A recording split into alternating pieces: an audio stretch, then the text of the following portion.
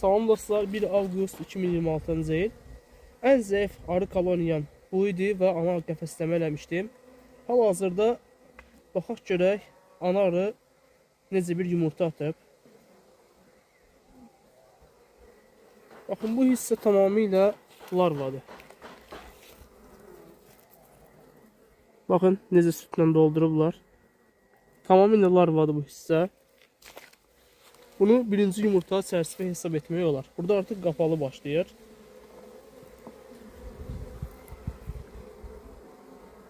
Bu ikinci yumurtalı çərçivə.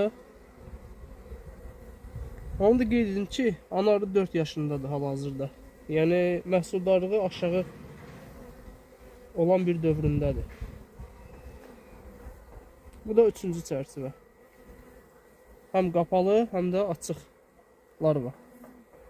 Yəni ana qəfəsləmə arıların sönməsinə, yəni zəif kolonilərin sönməsinə səbəb olmur.